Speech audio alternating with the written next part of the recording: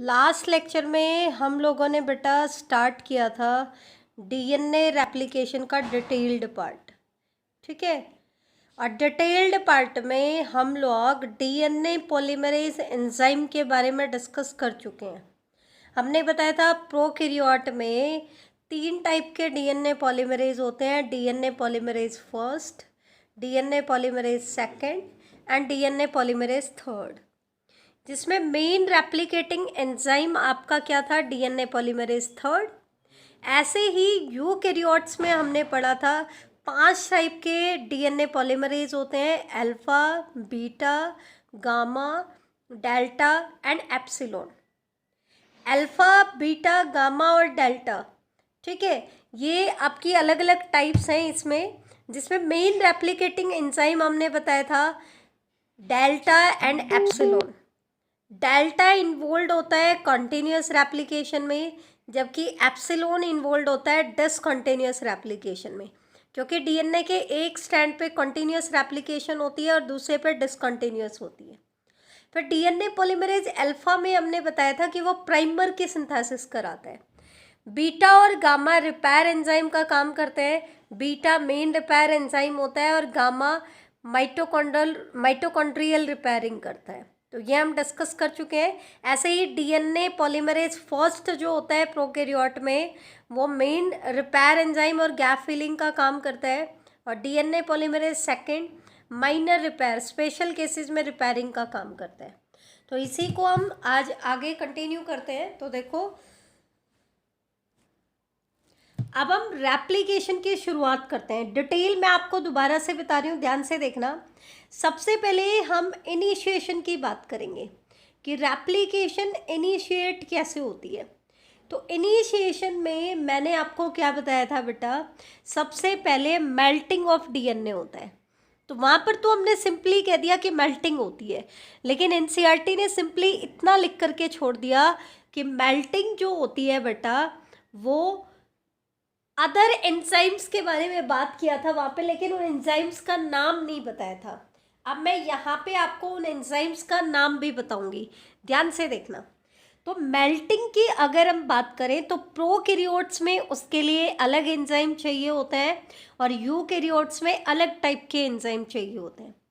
Prokaryote में DNA की melting एक ही एंजाइम करता है, गाइरेज। लेकिन इसको पढ़ने से पहले हम पहले यूकैरियोट का पढ़ेंगे, ताकि आपको क्लियर हो जाए किसका क्या फंक्शन है। तो यूकैरियोट्स में अगर हम बात करें तो यूकैरियोट्स में सबसे पहले आता है बेटा हेलिकेज एंजाइम। ध्यान से देखना, ये चीज़ आपको बिल्कुल अच्छे से ध्यान से देखनी है। हेलिकेज एंजाइम में एक चीज़ ध्यान रखना, डीएनए की स्टार्टिंग में जो मेल्टिंग स्टार्ट होती है, इनिशियल जो मेल्टिंग होती है, वो होती है डीएनए ए की हेल्प से। हालांकि उसके बाद फर्दर मेल्टिंग कौन कराएगा, हेलिकेज। ध्यान देना बेटा, मैं दोबारा बता रही हूँ, डीएनए की मेल्टिंग होनी है। जैसे ये आपका डबल स्ट्रैंडेड डीएनए है बेटा, ये डीएनए कॉइल्ड है, ठीक है, ये डीएनए आपका कैसा है, कॉइल्ड है। अब आपको क्या करना है, इसकी मेल्टिंग को स्टार्ट करना है, मतलब डीएनए को ओपन करना है। डबल स्ट्रैंडेड डीएनए है, 2 डीएनए है, इसकी ओपनिंग करनी है। तो इनिशियली तो इसकी मेल्टिंग की शुरुआत कौन करेगा, डीएनए ए, लेकिन इसकी फर्दर मेल्टिंग कौन करेगा, हेलिकेज। कौन करेगा, हेलिकेज। ध्यान से देखना, इनिशियली शुरुआत हुई मेल्टिंग की, तो वो मेल्टिंग की शुरुआत तो कौन करेगा, डीएनए ए, और फिर इसकी फर्दर मेल्टिंग कौन कराएगा, हेलिकेज। कौन कराएगा, हेलिकेज। ये चीज़ आप ध्यान देना बेटा, ये चीज़ इंपॉर्टेंट है। इनिशियल मेल्टिंग कौन कराएगा, डीएनए ए, और उसके बाद फर्दर मेल्टिंग कौन कराएगा, हेलिकेज। लेकिन आपका डीएनए है डबल स्ट्रैंडेड, तो हेलिकेज किसके साथ बाइंड करता है, it bind to lagging strand. Lagging strand मतलब डीएनए के उस स्ट्रैंड के ऊपर बाइंड करेगा जिसके ऊपर डिसकंटिन्यूअस सिंथेसिस होती है। ये चीज ध्यान रखना, ये किसके ऊपर बाइंड करता है, लैगिंग स्ट्रैंड पे बाइंड करता है। ये क्या करता है, डीएनए जो डबल स्ट्रैंडेड है उसको अनबाइंड करना शुरू करता है, और जब वो उसको अनबाइंड करना शुरू करेगा तो किसकी फॉर्मेशन हो जाएगी, रेप्लिकेशन फॉर्क की। हमेशा ध्यान रखना, हेलिकेज लैगिंग स्ट्रैंड पे बाइंड करता है। लैगिंग स्ट्रैंड की आपकी पोलैरिटी क्या होती है, 5' to 3'। तो वो 5 प्राइम एंड से फिर 3 प्राइम एंड की तरफ जाना शुरू करता है। इस तरीके से डीएनए की ओपनिंग करता है कि it move in 5 prime to 3 prime direction. अब एक चीज और ध्यान से देखना, जैसे ये आपका डबल स्ट्रैंडेड डीएनए, कॉइल को ध्यान से देखो, आप कॉइल को ध्यान से देखो। अगर हम यहाँ पे डीएनए की मेल्टिंग कराते हैं तो देखो कॉइल पीछे की तरफ साइड में कॉइल जो है वो ज़्यादा डीपली, ज़्यादा कॉइलिंग वाली स्ट्रक्चर को शो कर रहे हैं। ध्यान से ऑब्जर्व करना बेटा, ये चीज़ इंपॉर्टेंट है। जब हम कॉइलिंग करते हैं तो ये डीएनए जब ओपन होता है तो पीछे की तरफ कॉइल बढ़ रहे हैं। इसका मतलब जब हमने इसको कॉइल करना, अनकॉइल करना शुरू हुआ तो पीछे वाले साइड वाले पार्ट्स में अनवाइंडिंग की वजह से टेंशन क्रिएट हो जाती है। तो वो टेंशन को स्टेबलाइज कौन करेगा? उसको स्टेबलाइज करेगा टोपोआइसोमरेज। कैसे? वो क्या करेगा, डीएनए के एक स्ट्रैंड को कट करेगा और कट करके फिर कॉइल को अनकॉइल कर देगा, जो टेंशन क्रिएट हो रही है उसको रिमूव कर देगा और उसके बाद उन स्ट्रैंड को दोबारा से रीसील कर देगा। क्या कर देगा? रीसील। ठीक है, ये मैं आपको करके देखो बेटा, ये है आपका डबल स्ट्रैंडेड डीएनए। एक कुछ अपीयरेंस हम बता रहे हैं ताकि आपको अच्छे से समझ आ जाए। ब्लू कलर का इसका एक स्ट्रैंड है और दूसरा वाइट कलर का इसका एक अलग स्ट्रैंड है। मान लो ब्लू कलर के स्ट्रैंड जो है इसके ऊपर आपका क्या होना है, डिसकंटिन्यूअस सिंथेसिस होनी है। दैट मीन्स ब्लू कलर का जो स्ट्रैंड है वो कैसा है बेटा, लैगिंग स्ट्रैंड को बनाएगा और वाइट कलर का स्ट्रैंड जो है वो डिसकंटिन्यूअस सिंथेसिस करेगा तो वो लीडिंग स्ट्रैंड को बनाएगा।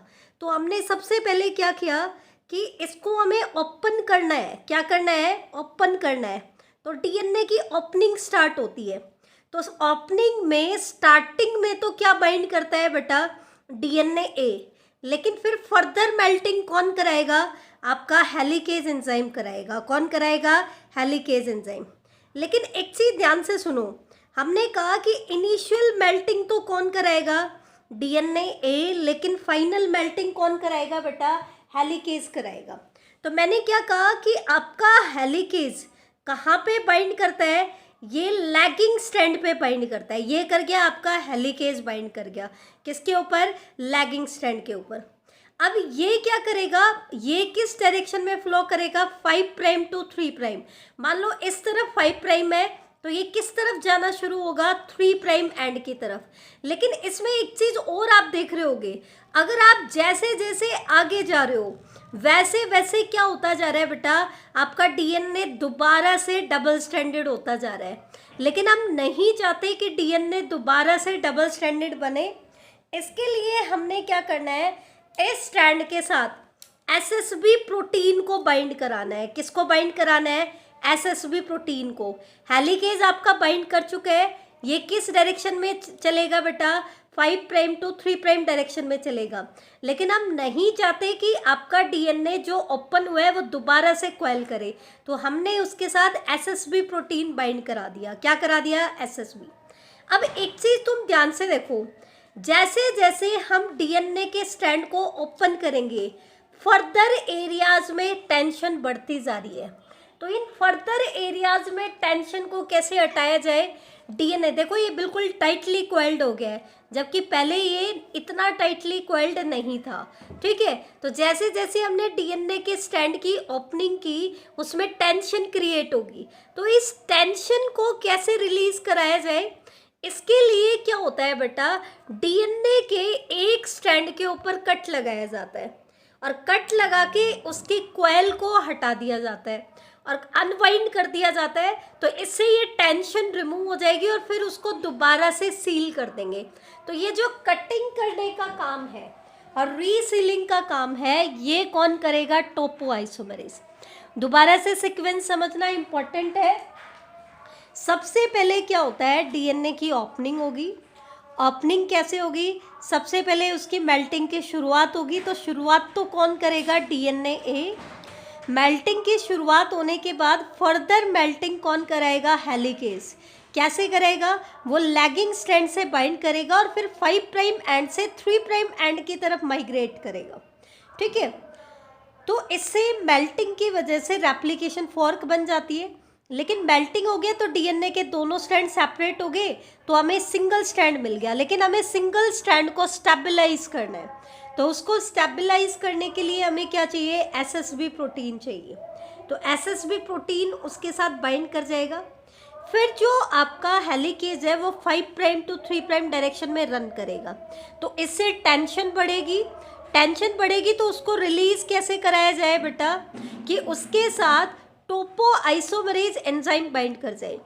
टोपो आइसोमरेज क्या करेगा, एक स्ट्रैंड के ऊपर कट लगाएगा। दैट मीन्स वो किसको तोड़ेगा, फॉस्फोडाइएस्टर बॉन्ड को तोड़ेगा। इसका मतलब ये एक टाइप का न्यूक्लियेज है, लेकिन उसको कट करके टेंशन को रिलीज कराएगा और फिर उसको रीसील कर देगा। क्या कर देगा, रीसील। तो इस तरीके से जो टेंशन क्रिएट होती है वो क्या हो जाती है बेटा, रिलीज हो जाती है। एक चीज ध्यान रखना, प्राइमोसोम एक कॉम्प्लेक्स होता है जो किसके बीच में बनता है, प्राइमेज और हेलिकेज के बीच में। प्राइमेज कौन सा एंजाइम है वो भी मैं आपको बता देती हूँ, ध्यान से देखना। प्राइमर फॉर्मेशन के लिए हमें प्राइमर बनाना है। यूकैरियोट्स में तो हमने कहा था प्राइमर बनाने का काम कौन करेगा, डीएनए पॉलीमरेज अल्फा। लेकिन प्रोकैरियोट्स में प्राइमर बनाने का काम कौन करता है, प्राइमेज। तो ये जो प्राइमेज एंजाइम होता है ये उनके केस में हेलिकेज के साथ एसोसिएट होता है। किसके साथ एसोसिएट होता है, हेलिकेज के साथ, और वो कॉम्प्लेक्स कहलाता है प्राइमोसोम। वो कॉम्प्लेक्स क्या कहलाएगा बेटा, वो कॉम्प्लेक्स कहलाएगा प्राइमोसोम कॉम्प्लेक्स। ठीक है, तो प्राइमेज जो एंजाइम है वो एक्चुअल में प्राइमर किसका होता है, आरएनए का, लेकिन वो टेम्पलेट के कॉम्प्लीमेंट्री बनता है। इसका मतलब प्राइमेज क्या है, डीएनए डिपेंडेंट आरएनए पॉलीमरेज है। प्राइमेज क्या है बेटा, डीएनए डिपेंडेंट आरएनए पॉलीमरेज है। ये चीज आप ध्यान रखना।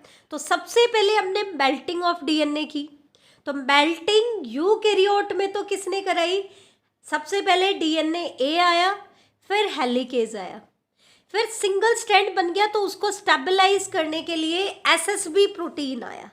कौन सा प्रोटीन आया, एसएसबी। फिर जब डीएनए ओपन हो रहा है तो टेंशन क्रिएट हो रही है, तो उस टेंशन को रिलीज करने के लिए क्या आया, टोपो आइसोमरेज आया। लेकिन प्रोकैरियोट्स में क्या होता है बेटा, हेलिकेज और टोपो आइसोमरेज की जगह पे एक ही एंजाइम होता है, गायरेज। लेकिन ये गायरेज एंजाइम इनके केस में दोनों काम करेगा, हेलिकेज का भी काम करेगा और टोपो आइसोमरेज का भी काम करेगा। ठीक है, तो ये चीज़ ध्यान रखना, गायरेज एंजाइम प्रोकैरियोट्स में होता है मेल्टिंग के लिए, और यूकैरियोट्स में हेलिकेज, एसएसबी प्रोटीन और टोपो आइसोमरेज, ये तीनों इन्वॉल्व होते हैं। ये चीज़ ध्यान रखना।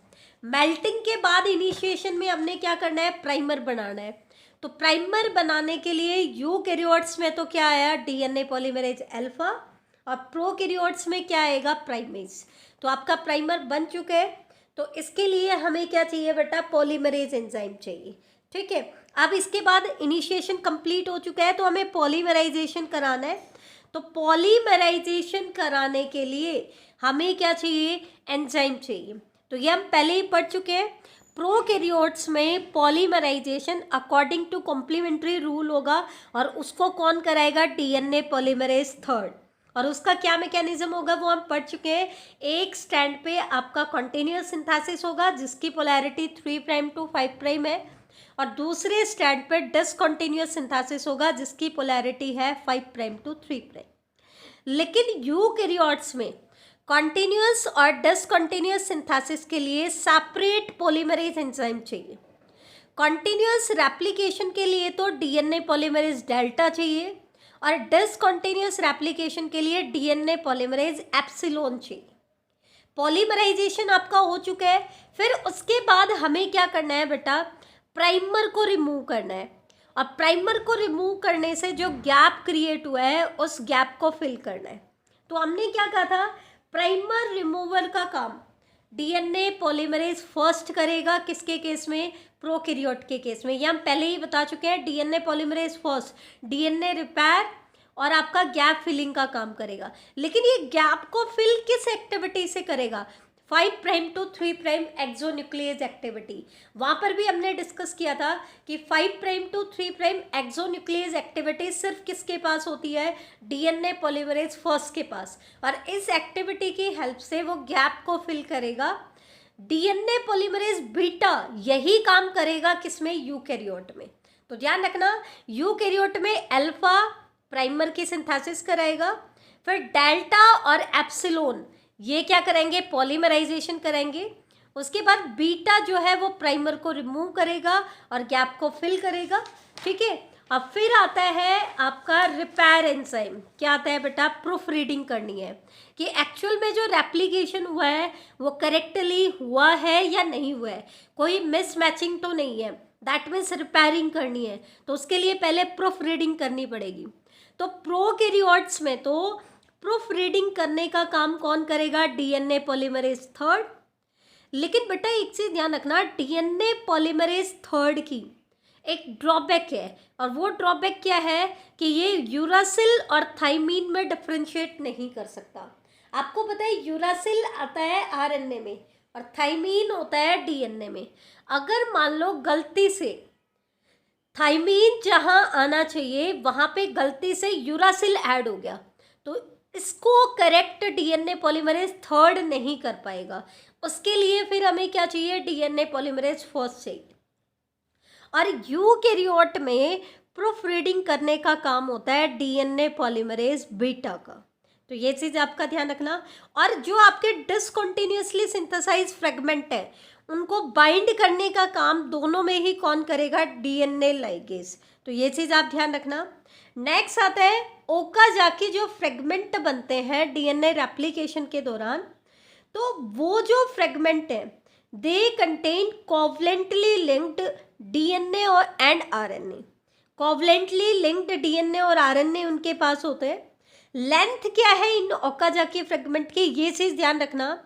प्रोकैरियोट में ओकाजाकी फ्रेगमेंट की लेंथ बनेगी 1000 से 2000 बेस पेयर की, मतलब बड़े साइज के फ्रेगमेंट बनते हैं। लेकिन यूकैरियोट में ओकाजाकी जो फ्रेगमेंट होते हैं उनकी लेंथ आती है 100 से 200 बेस पेयर की। कितनी आती है, 100 से 200 बेस पेयर। तो बेटा ये आपका रेप्लिकेशन का डिटेल पार्ट हो चुका है। इसमें बेटा मैं दोबारा से बता देती हूँ, सबसे पहले जब आपको इनिशिएशन करना है तो आप अलग अलग बताओगे कि प्रोकैरियोट में इनिशिएशन के हमने फर्दर 2 स्टेप्स बताए थे। पहले स्टेप में मेल्टिंग ऑफ डीएनए और रेप्लिकेशन फोर्क का बनना, दूसरे स्टेप में हमने कहा था प्राइमर का एडिशन।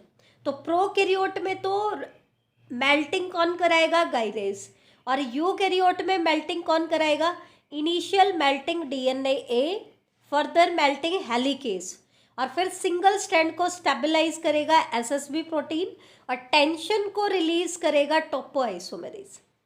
फिर आ गया प्राइमर का बनना। तो प्राइमर के लिए प्रोकैरियोट में तो हमें चाहिए आपका primase enzyme, DNA dependent RNA polymerase, और यूकैरियोट में प्राइमर बना लेगा कौन बेटा, डीएनए पॉलीमरेज अल्फा। फिर प्राइमर बन गया तो आपका इनिशिएशन हो गया। फिर हमें क्या करना है, इलोंगेशन। इलोंगेशन करने के लिए प्रोकैरियोट्स में हमें चाहिए डीएनए पॉलीमरेज थर्ड, और यूकैरियोट्स में हमें चाहिए बेटा DNA polymerase delta and DNA polymerase epsilon. Continuous synthesis के लिए डीएनए पॉलीमरेज डेल्टा और डिसकंटिन्यूअस सिंथेसिस के लिए डीएनए पॉलीमरेज एप्सिलॉन। फिर इलोंगेशन कंप्लीट हो जाए तो हमें प्राइमर को रिमूव करना है और उस गैप को फिल करना है। इसके लिए प्रोकैरियोट में चाहिए डीएनए पॉलीमरेज फर्स्ट, और वो किस प्रॉपर्टी से, ये पूछ लेते हैं, किस प्रॉपर्टी से गैप को फिल करेगा, तो वो रिमूवल करेगा प्राइमर का। तो वो किससे करेगा बेटा, 5 prime to 3 prime exonuclease activity से। और यही काम यूकैरियोट में कौन करेगा, डीएनए पॉलीमरेज बीटा। फिर जब प्राइमर रिमूव हो जाता है, गैप फिल हो जाता है, तो हमें क्या करनी है, प्रूफ रीडिंग करनी है। तो प्रोकैरियोट में तो रेप्लिकेशन का काम भी डीएनए पॉलीमरेज थर्ड कर रहा है और वही प्रूफ रीडिंग भी कर लेगा, लेकिन वो यूरासिल और थाइमीन में डिफ्रेंशिएट नहीं करता। तो उस केस के लिए डीएनए पॉलीमरेज फर्स्ट यूज होता है, जबकि यूकैरियोट में प्रूफ रीडिंग का काम होता है डीएनए पॉलीमरेज बीटा का। तो ये चीज़ ध्यान रखना। ये आपका बेटा रेप्लिकेशन की डिटेल कंप्लीट हो जाती है। नेक्स्ट लेक्चर में हम लोग रेप्लिकेशन का असाइनमेंट डिस्कस करेंगे, ठीक है।